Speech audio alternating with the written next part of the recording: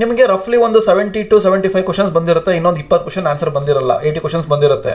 So answer ಮಾಡಬೇಕಾದ್ರೆ ಒಂದು ಬಂದಿಲ್ಲ ಅಂತಂದರೆ ತಲೆ ಕೆಡ್ಸ್ಕೊಳಕ್ಕೆ ಹೋಗಬೇಡಿ. ಓಕೆ, ಒಂದು ಪರ್ಟಿಕ್ಯುಲರ್ ಪ್ಯಾಟರ್ನ್ ಹೇಳ್ತೀನಿ, ಅದನ್ನು ಫಾಲೋ ಅಪ್ ಮಾಡಿ.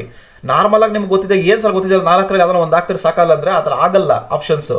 ಯಾಕಂದರೆ ಬೈ ಲಕ್ ಅದು ಯಾವ್ದಾರ ಒಂದು ನೀವು ಹಾಕಿದ್ದು ಬೈ ಲಕ್ ಕರೆಕ್ಟ್ ಆಗಿದ್ರೆ ಕರೆಕ್ಟ್ ತೊಗೊಂಡ್ಬಿಡುತ್ತೆ. ಬಟ್ ನಾನು ಹೇಳೋ ಮೆಥಡ್ ಫಾಲೋ ಮಾಡಿದ್ರೆ ನಿಮಗೆ ಚಾನ್ಸಸ್ ಜಾಸ್ತಿ ಬರುತ್ತೆ. ಸೊ ಯೂಶಲಿ ಪೇಪರ್ ಸೆಟ್ಟಿಂಗ್ ಮಾಡಿದಾಗ ಇಲ್ಲ ಆಪ್ಷನ್ ಎ ಕರೆಕ್ಟ್ ಇರುತ್ತೆ, ಇಲ್ಲ ಆಪ್ಷನ್ ಬಿ ಕರೆಕ್ಟ್ ಇರುತ್ತೆ, ಇಲ್ಲ ಆಪ್ಷನ್ ಸಿ ಕರೆಕ್ಟ್ ಇರುತ್ತೆ ಮ್ಯಾಕ್ಸಿಮಮ್ ಕ್ವಶನ್ಸ್ಗೆ.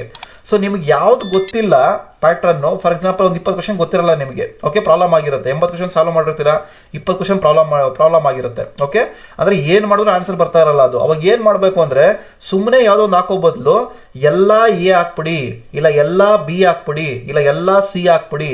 ಡಿ ಮ್ಯಾಕ್ಸಿಮಮ್ ಸ್ವಲ್ಪ ಅವಾಯ್ಡ್ ಮಾಡಿ, ಯಾಕಂದರೆ ಡಿ ಎಲ್ ಕ್ವಶನ್ಸ್ ಬರಲ್ಲ ಅಂತ ನಾನು ಹೇಳ್ತಾ ಇಲ್ಲ.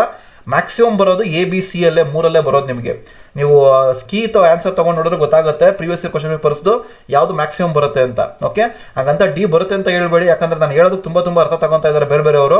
ಓಕೆ, ಸೊ ಅದಕ್ಕೆ ನಾನು ಹೇಳೋ ಕಾನ್ಸೆಪ್ಟ್ ಅರ್ಥ ಮಾಡ್ಕೊಳ್ಳಿ, ಅಷ್ಟೇ, ಏನೂ ಇಲ್ಲ. Okay, so A B C ಜಾಸ್ತಿ ಬರುತ್ತೆ.